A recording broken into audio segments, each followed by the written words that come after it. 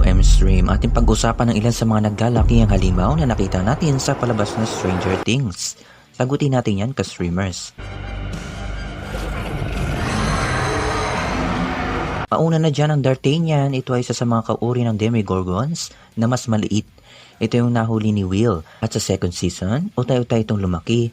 Lumaki ang D'Artagnan at naging Demodog. At nakapatay ng ilang tauhan pero nakilala niya agad ang mga nag-alaga sa kanya at tinulungan silang makaalis sa tunnel.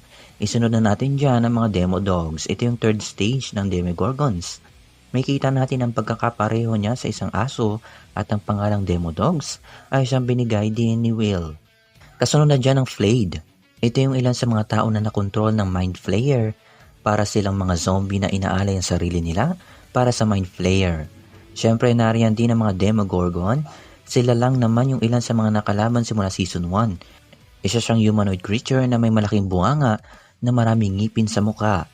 May kita rin natin dito ang tinatawag nilang Hospital Monster. Isa lamang ito sa mga maliit na version ng Mind Flayer kung saan gawa rin siya sa iba't ibang parte ng tao. Isunod na natin ang malaking Spider Monster. Ito yung ginawa ng Mind Flayer para patayin si Eleven. Ang nilalang na ito ay gawa rin sa lamang loob at human tissues.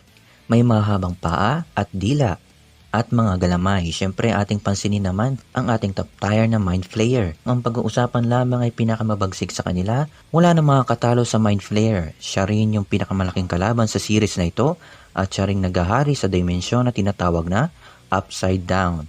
At kanyang mga alagad ang mga naunang halimaw na aking nabanggit.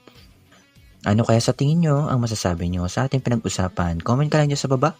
Ano kaya ang mga katanungan na gusto mo ng kasagutan? Let me know in the comments down below and let me explain. Hindi ba like?